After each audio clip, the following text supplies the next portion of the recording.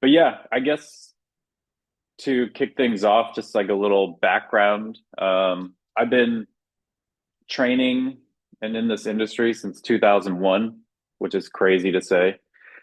And then fast forward to like 2015, I think is when I got involved in the FR system when I took FRC with Dre in San Francisco.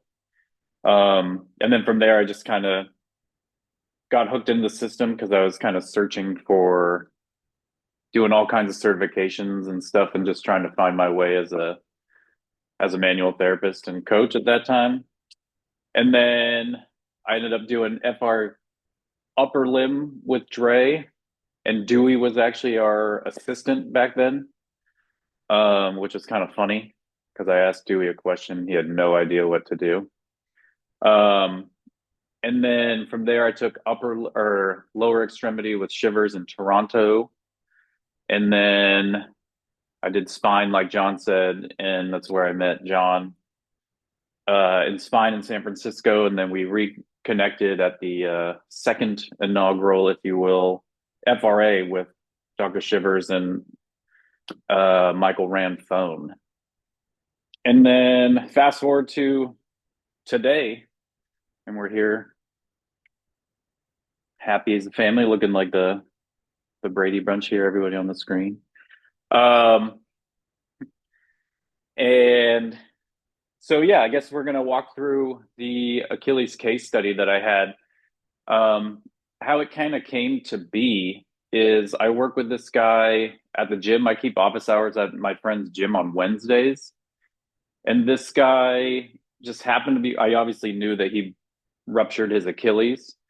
And then several months later, like he just came, the only way I can describe it is like sauntering or like lumbering by. Like he had this strange gait. And what it looked like, if you've ever seen that old Sasquatch video of like the Sasquatch walking through the forest and like he has this weird like glide to him.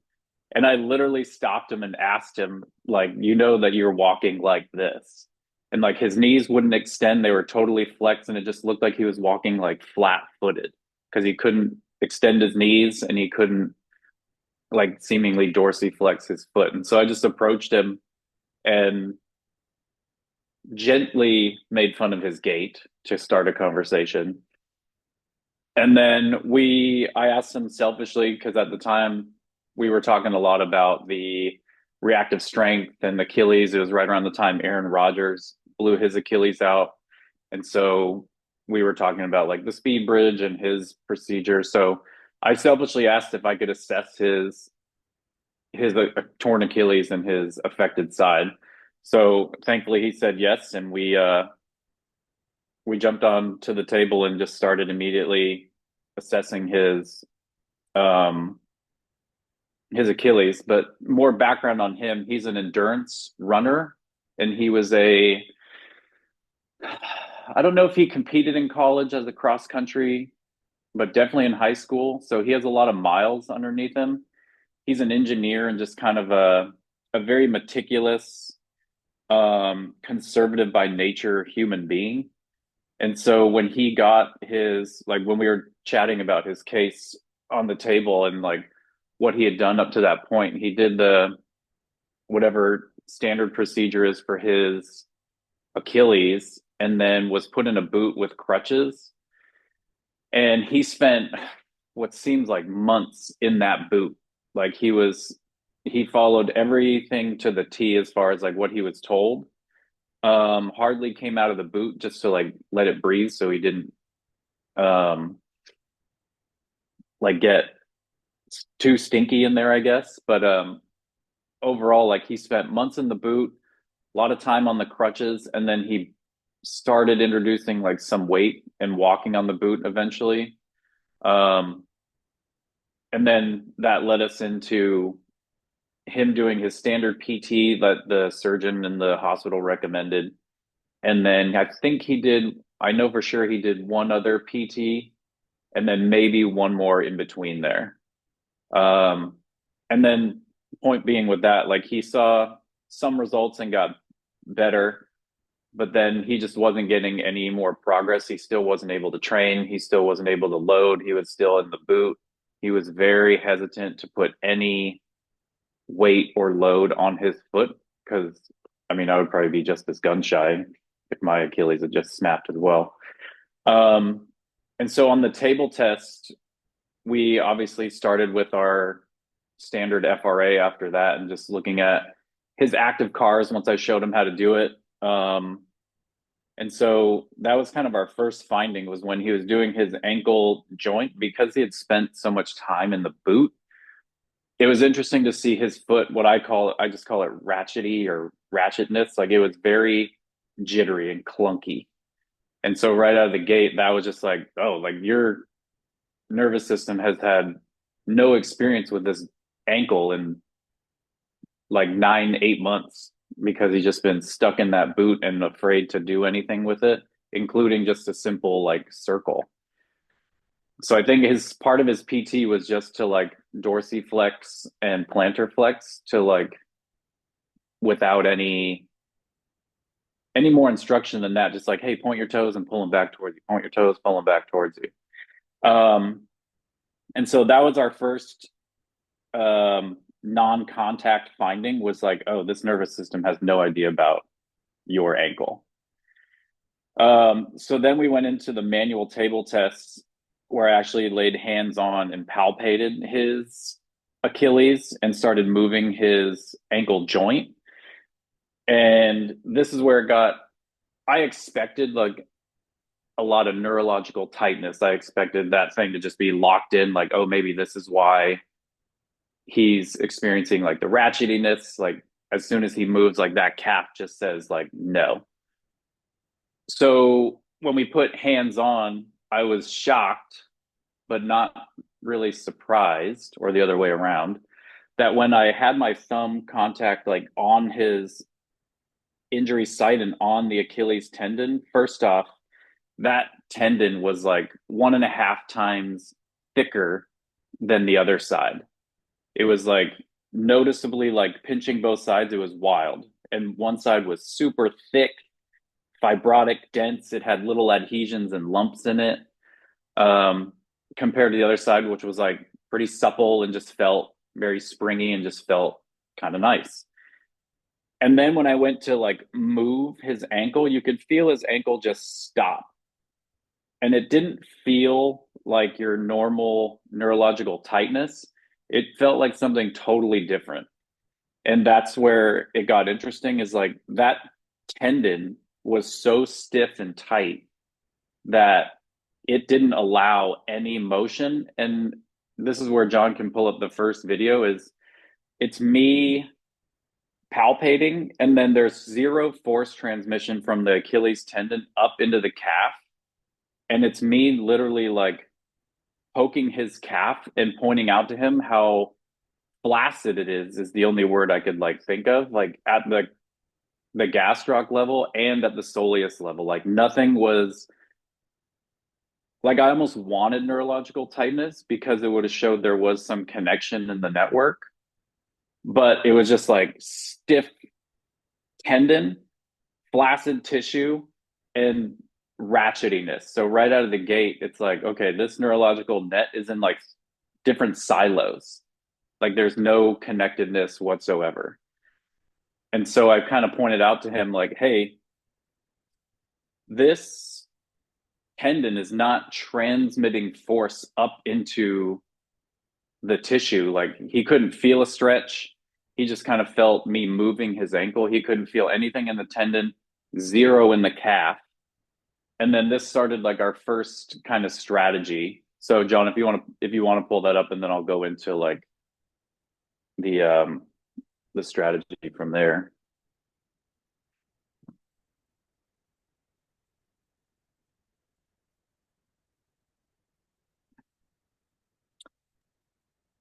So Foxy, you're trying to dorsiflex that ankle at that point. Yeah, so his foot is on my thigh and I'm Yeah, pushing yeah. his foot into dorsiflexion while my thumb contacts are on his Achilles. And I'm asking him like, "Hey, do you feel anything?"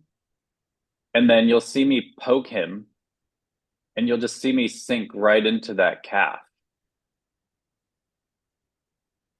So I can, like, there's Yeah, zero yeah, yeah. tautness in there. And this is at the gastroc level. So I also did it with his knee bent to see if there was anything at the deeper layer. Oh, there's a little bit. But yeah, he literally couldn't feel anything in that like lower leg as far as like a stretch other than just me poking him. And the poking is where we kind of started. So from that point, we knew kind of where to go as far as like our roadmap was going to start right then and there. It was like the neurological net needs to be reconnected. So we're going to start with um, isometrics, and or first we did FR on that like scar tissue. Um, and then we did pushing isometrics and also isometric ramping so he could feel that calf actually engage because he hadn't done that in so long. He had just kind of loaded. And so we kind of worked along the length loading progression and the isometric continuum with that intention in mind. Is like, let's reconnect this web of stuff. And so isometric ramping, FR, and getting that stress relaxation. And so it was interesting in time, we did get that stress relaxation effect and then start to get at least some stretching sensation in the architecture and in the Achilles tendon. And then he was able to like start to gradually, not in that session, I don't think, but we were able within a few days to get that to travel upward. So it was also interesting to see how quickly, once his first block of training, we got through our session and then we programmed his first couple weeks of training to mimic exactly what we did in the clinic. So it was a lot of isometric ramping, lots of cars, and then the isometrics to get that stress relaxation effect to get him um to feel that tissue start to like connect and blend together and like see the muscular end and the connective tissue end blend together and become like a unit again. Um so also we use the Bulgarian method with this too. Um, so like I mentioned before, like this guy is very by the book. He's an engineer, um, very conservative. If I told this guy to eat 2 bags of shit a day, he would do it and probably ask for more because it's making him better. So I knew that he would comply with the Bulgarian method through doing it 3 times a day. So that was his prescription. Like, hey, 5 days a week, I need you to do this 3 times a day. So he would accumulate up to I don't know if we hit 10 minutes the first week, but we were trying to shoot 2 minutes is our bare minimum, but we shot over that. And so, John, if you want to go to the second video, I believe, 10 minutes total time in one session or 10 minutes total time over the course of the day? course of the day. Okay, okay, okay. Yeah, so we just if you remember like the Keith Bars Yep, information, so yep. like he recommends like 10 minutes is like all we want or need because after that like the effects start going downward. And not downward, but like the Hence, signal is hence, in. hence the Bulgarian method. Yeah. So we just wanted that Yeah. stimulating effect multiple times a day. And that stimulating effect is just like, hey, let's stretch this thing, low level isometrics. And it's the cue. So we kind of blended the like, hey, do you feel your calf engaging? And I would poke him and just like still use the isometric ramp while he's doing it on the slant board.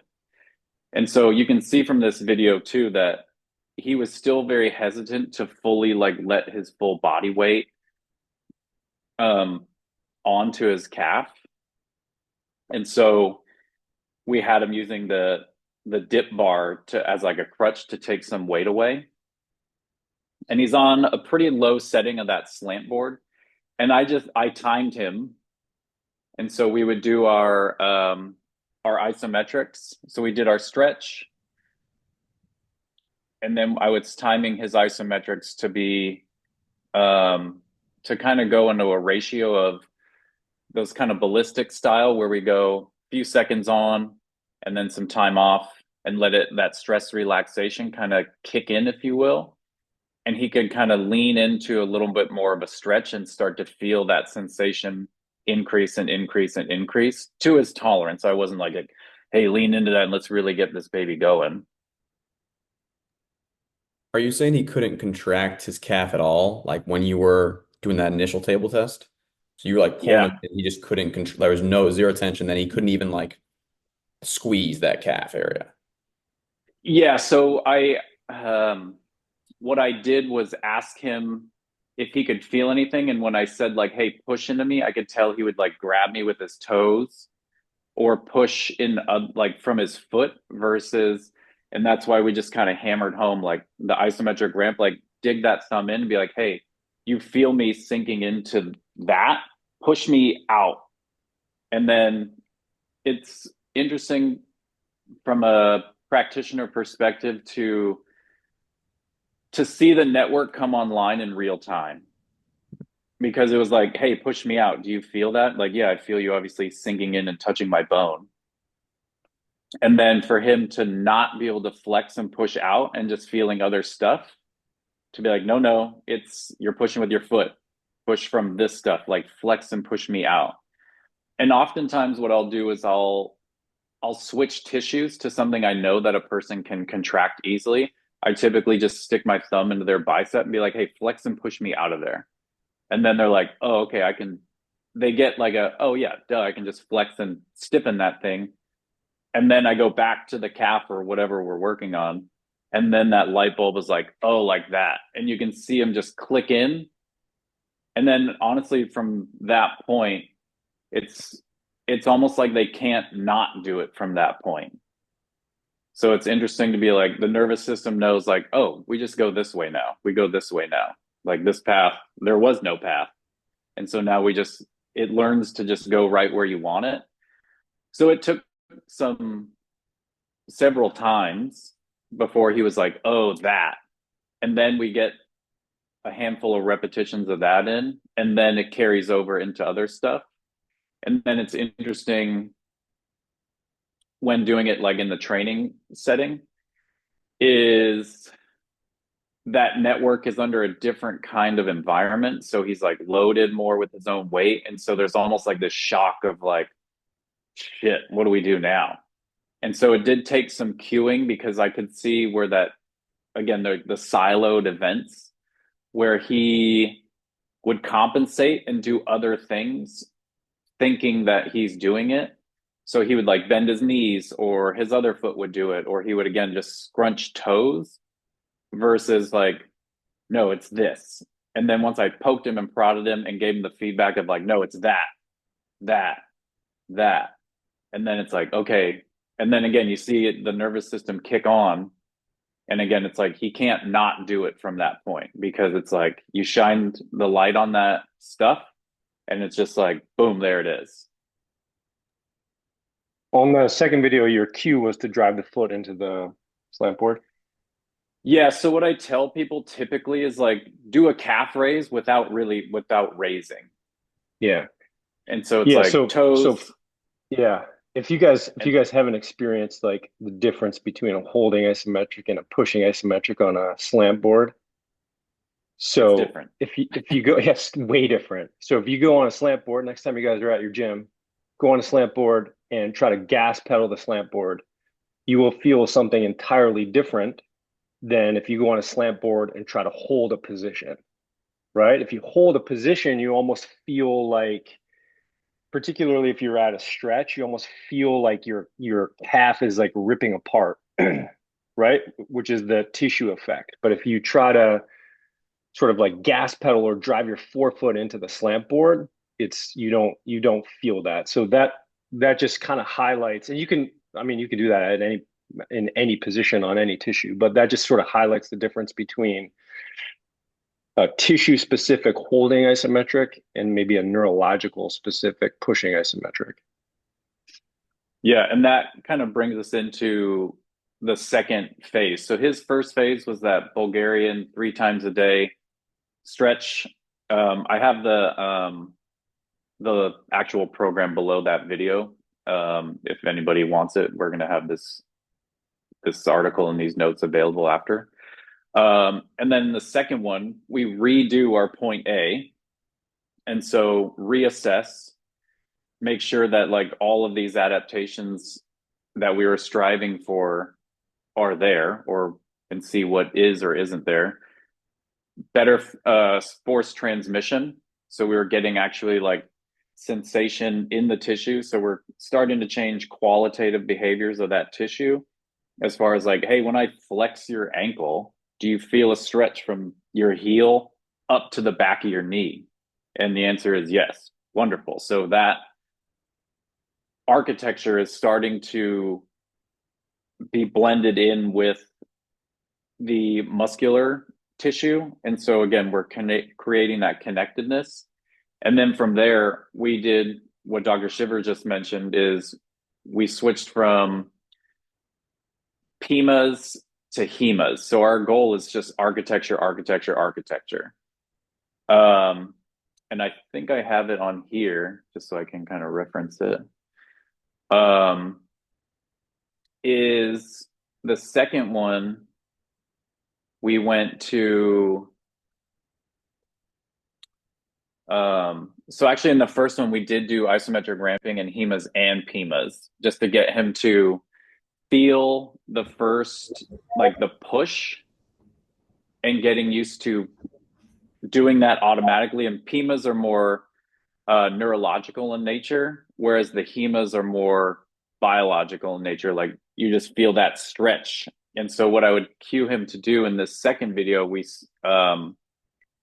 I would have him kind of do a different kind of isometric ramp, where he would go into we did this at 2 layers. We did it for the gastroc for 45 seconds and the soleus stretch for 45 seconds. And then what we would do is his isometric ramp at the top, meaning I would have him go up onto the slant board and contract his calves hard and feel the calf, keep that drive. So meaning he's still driving in, but as he's still pushing in, he's lowering and keeping that force, but controlling the eccentric, and then coming down on the slant board and hovering or holding just above his heels touching, so it doesn't go into a passive stretch. And so we would just keep, and then come up out of there, contract, contract, contract, and then work to length. And then another nice thing is, at this point, he was not really, it was less load or more load. So we went from using the crutch of the dip bar, and now he's just like gently hanging on to the stall bars. And I believe we're also one level up on the slant board. So these are all kind of indicators and also easy programming things to be like, hey, just that minor adjustment of 1 inch is a totally different stimulus than what we were doing before. So yeah, John, if you want to throw that bad Larry up there. So this is him on the slant board. And you can see how he bends his knees. This was a compensation. And then getting him, I wanted him to slow down, but getting those calves to relax and then coming into length. And there his knees starting to straighten out. So again, this is kind of his fear, is he would kind of block these things with his knees,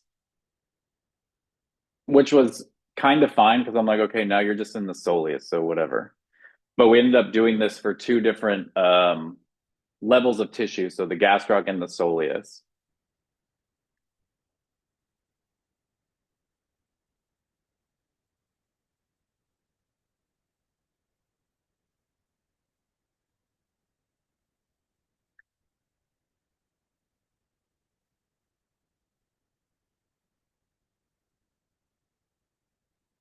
Any questions on anything thus far?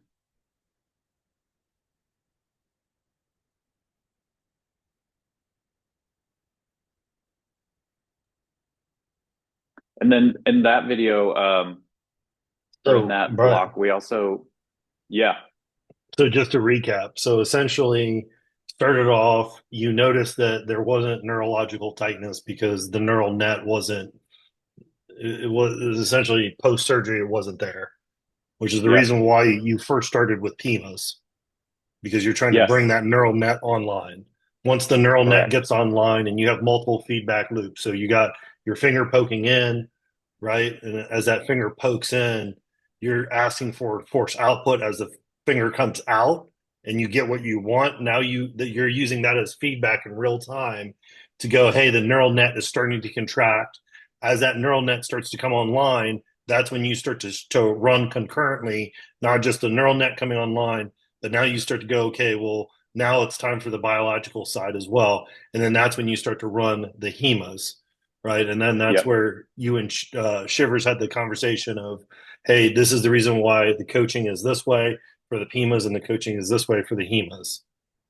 And so correct. then after you, and because you were using the Bulgarian method, you had the acute training effects of 3 times per day, which leads to a cumulative training effect of 21 in a week, let's say Yeah, conservatively, because this guy's an yeah, yeah, engineer. So he's not yeah, missing any of this stuff. Right. Okay. So then, and then what ends up happening is you have enough of those in to then know, hey, let's start taking the tissue to length. correct. And that's where we're at right now. That's where we're at. Perfect. And then a little nuance too is I switched his ankle cars from just like good old fashioned ankle cars because I just wanted to, how I describe it to clients is like, hey, see how it's ratchety? Like we want this to be smooth and like I use the word elegant because I don't know why people just kind of latch on to that word.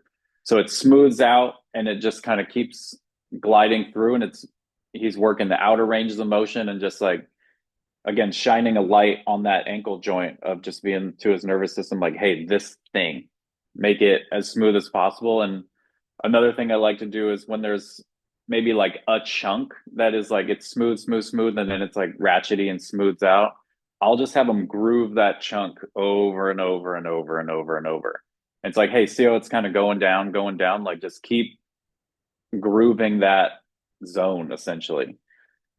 And so once he got the ankle cars down and they were elegant, I switched it a little bit and I wanted him to work the plantar portion of his foot too to get both kind of ends of that Achilles tendon.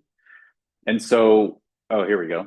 I had him do an ankle car holding that towel in his toes. So he's essentially just trying to make a fist with his foot and then going through and doing cars. And if you've ever done anything like this and not let your toes open, that cramp is a real eye opener. I was going to say that's a nasty foot cramp right there. Yeah. So this was how we kind of um switched to a level 2 cars to get kind of a twofer involved here. Again, just stimulating the architecture down there and just making that plantar fascia be like, oh, this stuff also. And toes, again, all the deep stuff in the foot on top of all the superficial and deep layers of the calf. So we're blending in like that whole posterior stuff. Munchie's got a question for you. Yeah. Oh, is that what that hand means? Nice. Yeah, sorry. Uh, and maybe I missed this, maybe you covered it, but from the first assessment you did till this video, about how much time are you talking from, I guess this would technically be like your second phase, and maybe that's laid out in the document, but Yeah, so I think the first initial assessment was in September, and then what the second video of him on the stall bars, and then the towel cars, that's October. So he would run each one roughly 2 weeks, depending on how he felt. And we would kind of keep things as is. If he was still trending upward and not accommodating or stagnating, we would just keep pushing it like another week. And he would also we would push things out longer because he would make small adjustments to keep the intensity and the effort steadily increasing himself. So he would do what would he do? He would maybe load it more, he would do just a little bit extra, or he would move the slant board, or he would just try other things to keep that ball rolling down the hill. But in Okay. between, like, they're dated on the notes when you guys get them, but the first one's September and I think that one is October. And I just put one from each month. Sorry, Yeah. one follow up. So, in terms Yeah, of yeah. your touch point with him, how many times per week were you guys together versus the homework he sounds like he was doing pretty diligently? Yeah, he was, like I said, this guy was like, I wish I had 10 more clients like him, because like anything I would say, he'd be like, okay, I'll do it. And so he was very compliant because I think one, he was desperate to just get back to living life and just doing shit. And then second, he was seeing results immediately from our first table test and like getting that isometric ramp, and him feeling like literally feeling nothing in his lower leg, to me like, oh, that's what we're talking about. Like right from there was just like immediate buy-in of like, I'll do whatever it fucking takes because I can feel this already. And so to answer your question, we work together technically at a gym. So every Wednesday I would be in contact with him. So we would either adjust his training, or we might make like subtle adjustments. He never had anything that we had to like pull and be like, hey, like I felt like this thing was going to snap. I was very uncomfortable with it. I too can be very conservative. I always err on the side of caution when it comes to training and treatment. Because if someone like this is like untrained, a little bit's going to go a long way. So like, it's like putting a fat kid on a track. Like as soon as they start walking, they're going to lose weight. Um, so that's just kind of how I worked with it. And so it was easy just to add on a layer of paint, not get greedy. Um, and it's a nice thing with an untrained individual is like I said, a little bit goes a long way. And it was nice because because I'm with this person as often as I am and I have like direct contact with him, he's good about getting back to me and yada yada. It's easy to like visually see and kind of track behaviors. And so it's like we kind of got on a cadence of like, oh, you're going to accommodate right about here. You're going to get used to all this stuff, whether you stagnate or accommodate or both, around here. And so it's like, let's push this a little bit more. And that's when we started getting the later phases, like you could see like this thing just by this thing, like his nervous system and the neural net and the tissue, you could see just wanted to like gobble up all this information we were giving it, because we were able to kind of work along the length loading progression and the isometric continuum, just kind of sliding back and forth relatively quickly within a few months. And so that's where we get into like the next phase. John, let me see. Let me check these notes here. You got another Hey, question, Foxy? Oh yeah, dazzle yeah. me. Hey, let's go. Let's Box has got three more videos to get through. So let's save the questions till the end in case people need to leave right at one. So So the next the third block. So here's a simple example. Like before, we were doing two 45-minute or 45-second stretches for two different layers of tissue, and then still with the Bulgarian method and still a stimulating intensity. So if he did this 3 times a day, he was accumulating 6 minutes of passive stretching and connective tissue architecture stimulation every day. So like 30 minutes a week at the bare minimum, because I know this dude was doing 6 to 7 days because he's a wildcat. And then I switched efforts here. So now we're going into like that concentric ramp with a 3-second hold at the top, and then an eccentric and a hema at the bottom. And then we started introducing speed in this phase. So he injured himself doing an agility drill and changing direction. And that's how we know this was a reactive strength injury. I failed to mention that in the beginning. That's my fault. I apologize. So this guy was in a class doing an agility drill, and I think it's like the W drill or something, but he was jogging backwards and went to step back and change direction. And that's where he felt the pop and blew his Achilles tendon out. And so this is a reactive strength injury. So here we started introducing change of direction rapidly. So we're introducing more force and force at velocity. So John, if you want to hit that one, getting him to contract and feel that stuff. Again, driving in, you can notice the slant board is at a higher angle. So we've gotten more length out of that tissue. Controlling. So he's still driving into the board at this point while he's eccentric. And then there's the hema, and then boom. So this also is interesting too, because as a coach, this is where I had to come into play, because he was very hesitant to do things fast and to do things from length. So when I was like, hey, we're going to sink all the way down to where you get majority of the way down to your full terminal length, and I want you to blast out of there.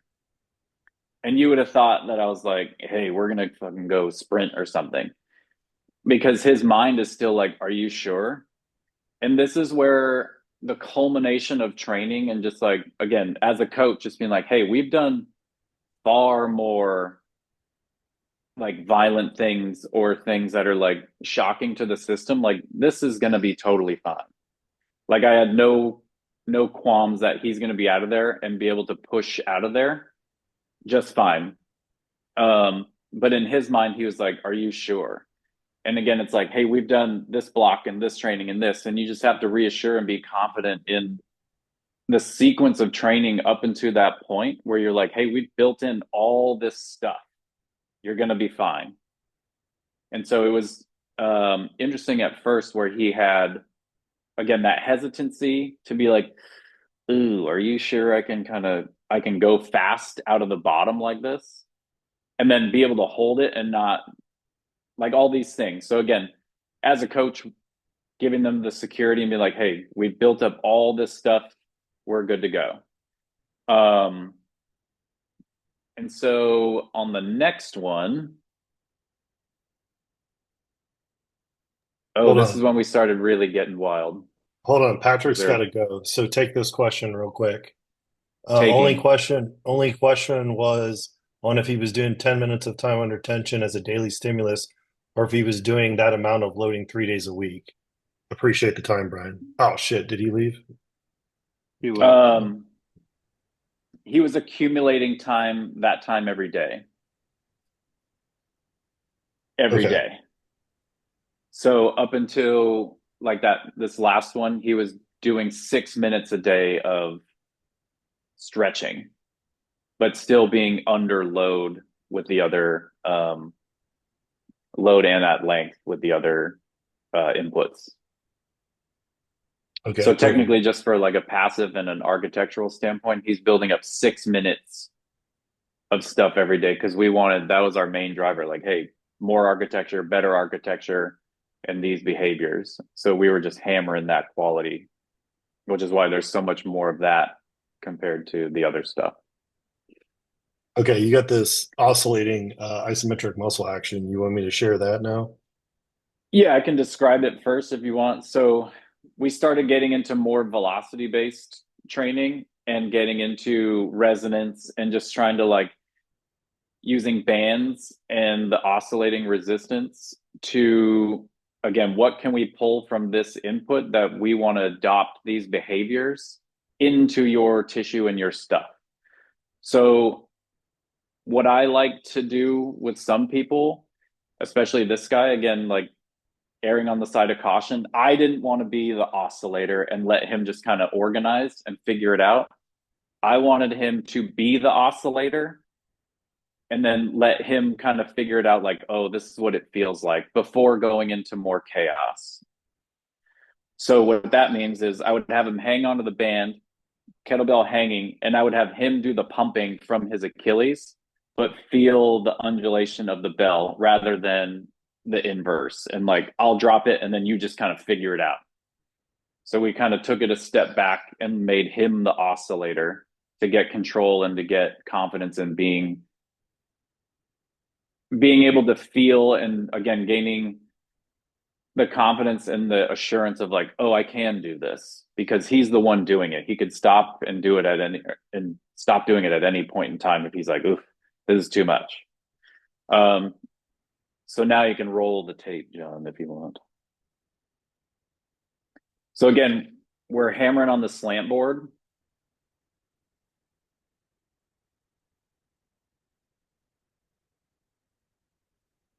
And so you can see how he's controlling the oscillation there.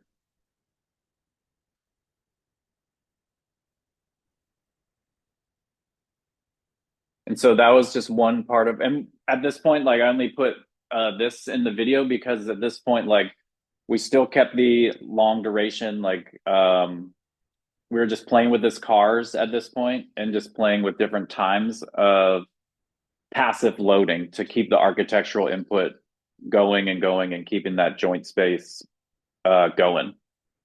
And so now we were just introducing different behaviors. And then the last phase is this one was really jarring for him, like mentally, because like I said, this is a reactive strength injury that he got while doing a change of direction. So he was jogging backwards, went to plant and change, and then whap. So we know that if we don't train in the position we got injured in, we have a higher potential of getting re-injured there. So I came up with a way to create like an overspeed eccentric of a change of direction in a staggered stance. So his back foot was essentially changing direction, and I made him like strap a band around him getting pulled, and he could go as fast or as slow as he wanted, and he would have to plant and control that eccentric and then push himself back up. And so that's where we ended up with his last phase of training was like in the training position that he got injured. So he would just set up and he would start slow and then kind of speed it up as sets went on.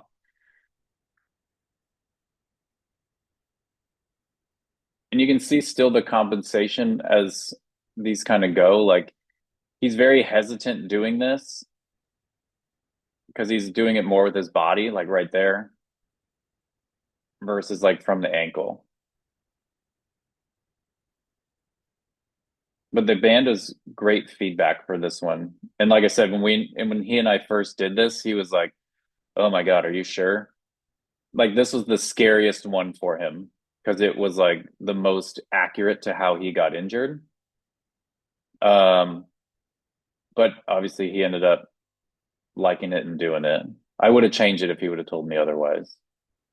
But yeah, that's where we ended off there is mechanism of injury, and again just trying to push behavioral qualities at this point on top of just hammering in the architectural stuff and pushing the upper limits of that 10 minutes for the connective tissue architecture, and then obviously with the cars just constantly doing cars. So workspace and architecture were the two biggies, and then behavior qualities like sandwiched in between there.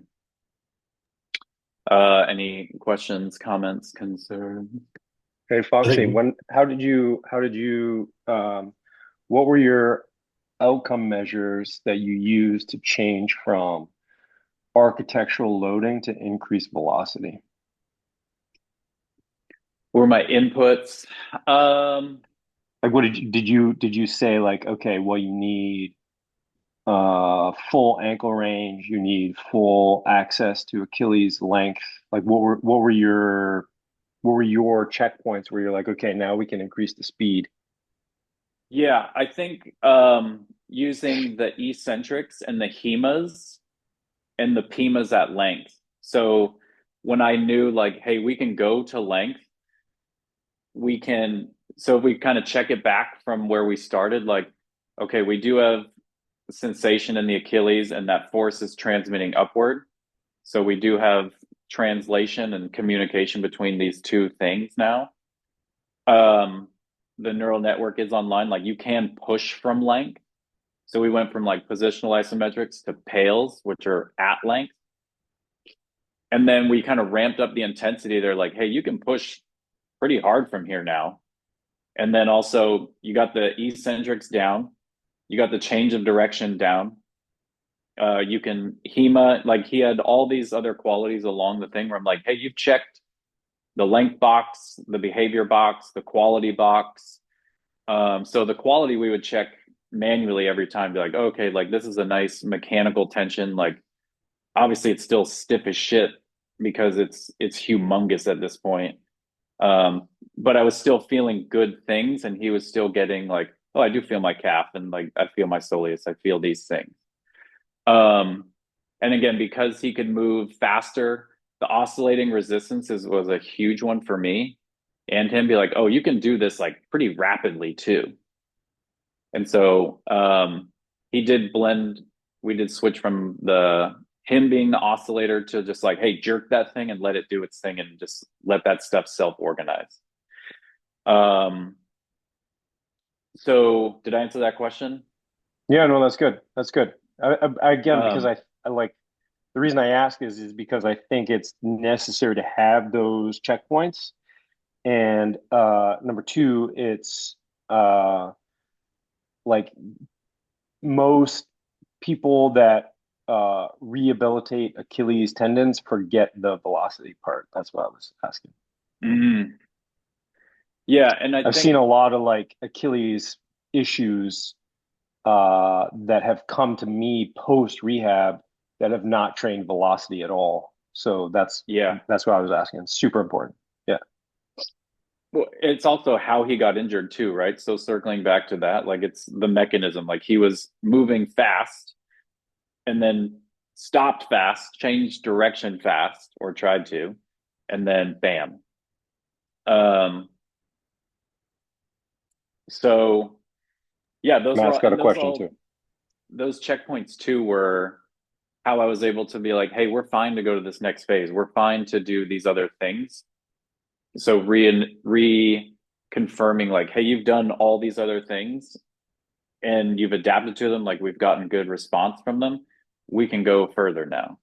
And again, it's not like, hey, let's just slide that thing all the way to the right and let's do something crazy. Like we're still doing it conservatively, even though that might not look conservative to some people.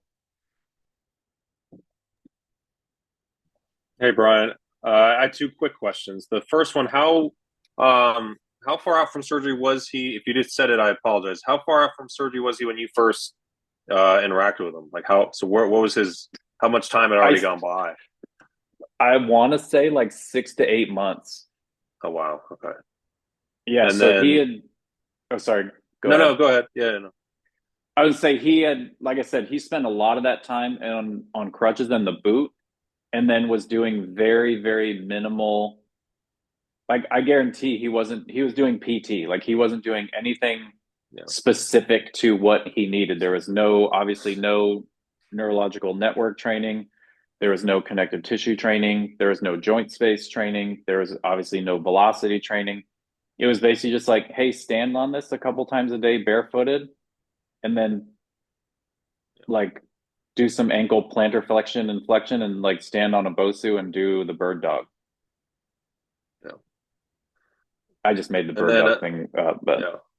My second question. So on the slant board with the OIMAs you were doing, like, would you have him?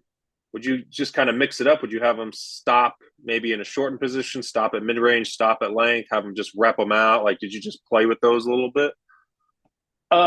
Kinda. So again, we started really small. So those were actually the bigger oscillations that I had him doing. Because at first I just wanted him to be at the bottom and just kind of pump Okay. to just get used to like, hey, this is going to yank you down. And just get used to be like that load pulling him down and knowing that he could stop it and control it. And then it was like, hey, now you can take it further and just drop that sucker. Boom, boom, boom. And that's the one you saw. So we kind of played with different variations, but the ones that we kind of stuck with was like, hey, you be the oscillator down here. And when you're ready, just start really slamming that thing. So the introduction was more controlling the range of motion and then giving him more freedom. So again, I wanted him to be in control and be the oscillator before he just dropped it or I dropped it and was like, hey, figure it out. Makes sense. Thank you. Yeah. Anything else? So it's interesting to kind of think of the internal isometric continuum and the oscillating isometric muscle actions because they look like they're dangerous, but technically they're not. Like if you've ever done them, even like, because I experimented with these prior to giving it to him to make sure like he wasn't going to die. And just so like I know what it felt like. So one, practice what you preach. And then two, I wanted to experience like what it feels like so I could better cue him too. And so I was like, I knew how to like pump at the bottom and then like, hey, give it some gas.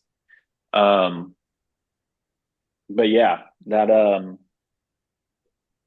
Brian, they do look wild, but they feel really good. And he ended up really liking all the band stuff that we did. Monica. Yeah, did you work on the scar tissue? Like, did you feel that the Yeah. scar tissue was a lot restrictive into the tissue overall? Yeah, like that's how we kind of discovered like the lumps in it and like those adhesions that are in it, and then also just manually treating it. And then that's where we kind of found the stress shielding, and then using isometrics in the stretches to create that stress relaxation to again let that tissue kind of open up and like bleed into other parts of it rather than being like right on that super dense Do you scar, use a which obviously scraper? bleeds out. What do you use a scraper for the I'm the scraper. No, I just I'll go a little bit below it and then I would just work my way all the way up it and like I create a buffer on either end because obviously that scar tissue bleeds out a little bit. But yeah, I don't use any tools but these bad boys. Yeah, usually me too. I use only my hands, but sometimes those lumps, like they're so superficial that the scraper actually can get them very nicely. So, yeah. Yeah. I don't have any of those regardless. I guess I could have used any metal tool from a toolbox, but to be a torture. Yeah. Could you use your butter knife? But yeah. Thank you. Of course. I think from a practitioner perspective, I'll just throw in here that like a surgically repaired Achilles is nasty, nasty tissue. So your return on investment for like soft tissue therapy is really small. Really we small. did notice that. So like, I mean, early on in my career, I tried to be a hero and like really spend a lot of time on that. And, you know, you're just wasting time, money, and effort. So like you're going to get more value creating like very small directional loads manually and then doing the stuff that Brian did on like slant board and stuff and like really expanding directional force through the Achilles. Using force, not manual work. Yeah. ATN. Yeah. Hi, Brian. Thanks for Hi. the. I was wondering, do you have some point try to or think about using rotational inputs at some point, or if it's not really necessary for the Achilles tendon? Yeah, so as we've kind of conversed, he and I, since that last video, which was like, I think towards the end of 2024, we started putting him in inversion and eversion on the slant board and bringing just kind of, because at this point he could add more volume and more stuff. So we kind of um, would give him stretches on. I just had him pick one or the other, whichever one was more restricted, and where he could feel better line of tension. Obviously, it was probably more the inversion, and we created a lot of dorsiflexion in there too. So we kind of blended the rotation with dorsiflexion, and then again blending the layers of tissue by having him bend his knee or keep a straight knee. Great, thank you. Of course. And I will say, like, from a training perspective, like, um, had it not been for like my education with Westside and like the Bulgarian method and the Soviet stuff, like I started getting involved with Westside and like learning from them in like 2000 and probably like 10 years ago. And actually that's how I found like John, because he was like working on Louis and these lifters and like he was posted on Westside and whatnot. But especially when Absolute started talking about like the Bulgarian method, and like obviously I'd learned about the Bulgarian stuff from Westside and Lou, and then to like learn about it from a clinical perspective, but it can be both, right? It's just like the stimulating intensity needed for a thing.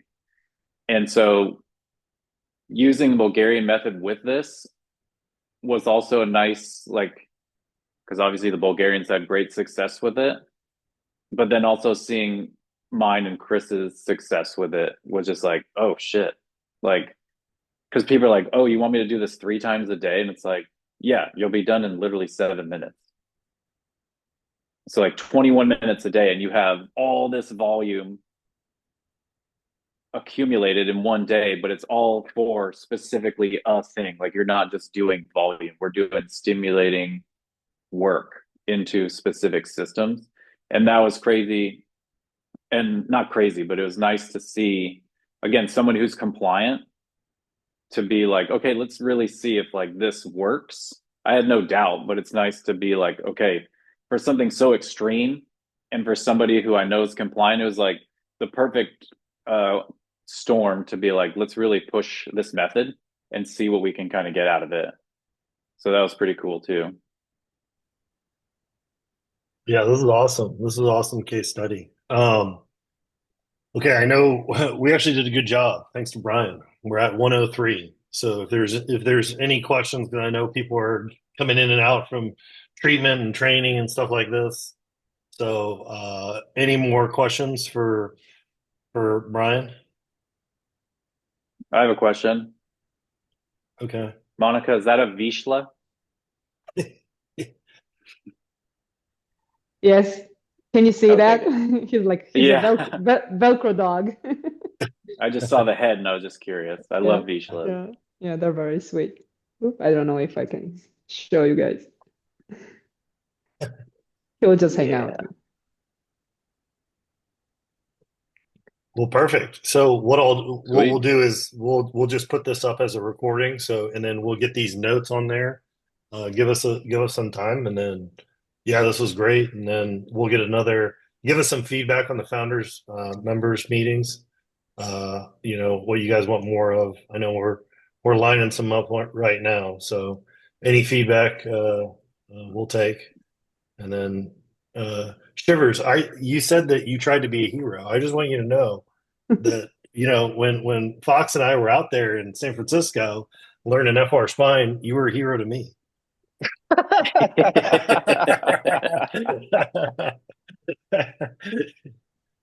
Do you have something Well, I important to appreciate say? that. Dude, the other thing that's crazy, one thing before you weren't here, but the only people that were in the room was me, Fox, and everybody with M first names. Yeah, you And told me then already. Megan came Oh, in and then too, and I'm Megan like, came. dude, Yeah, this is crazy. So I feel like anybody without an M name is welcome into the founding. We got Etienne at least in here, and we had Patrick. But okay, yeah. Do you have Foxy, something good to job, say, buddy. Shivers? No, good job, Foxy. Yeah, very Oh, good job. thank you. Thank you. I Thank- appreciate it.